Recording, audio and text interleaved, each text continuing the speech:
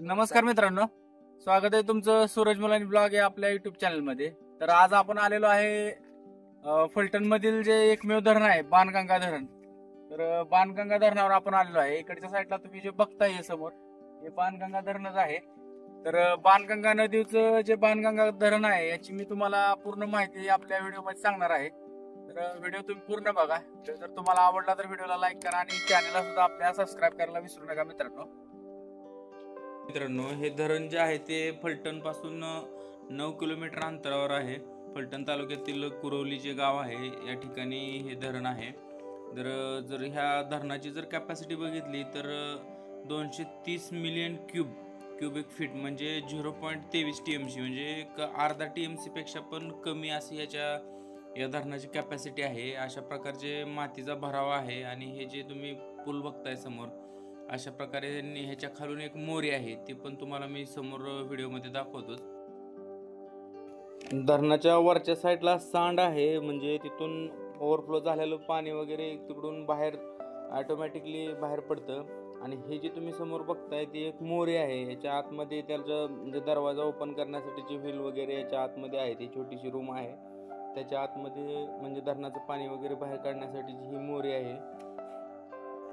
अशा प्रकारे दगडाचा आणि मातीचा जो भराव आहे तो त्याने हे धरण बांधलेलं आहे मित्रांनो। शंभू महादेव डोंगरातील श्री क्षेत्र सीताबाई देवस्थान दंडकारण्य जे आहे कुळजाई तालुका मान जिल्हा सातारा येथे वरच्या साईडला म्हणजे डोंगराच्या साईडला ते आहे।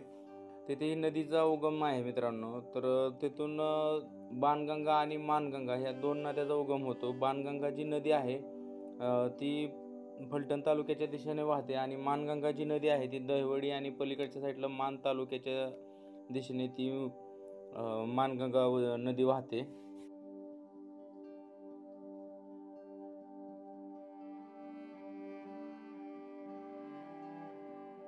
ह्या छोट्याशा धरणाची जी सांड आहे ती समोरच्या साईडला बघताय तुम्ही। पाणी ज्यावेळेस धरणात भरतं तर ते सांड आहे तिथून ओव्हरफ्लो होत असते।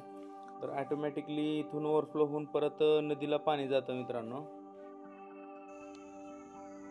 हे जे बाणगंगा धरण आहे मित्रांनो ज्या नदीवर बांधलेलं आहे म्हणजे बाणगंगा जी नदी जी आहे ती एकूण 33 किलोमीटर अंतर पार करते। उगमस्थानापासून जे एकूण 33 किलोमीटर अंतर पार करून कांबळेश्वर फलटण तालुक्यातील कांबळेश्वर आणि सोमनथळी या दोन्ही गावाच्या मध्ये जाऊन ही नदी नीरा नदीला मिळते आणि नीरा नदी पुढे जाऊन नरसिंगपूर येथे भीमा नदीला मिळते।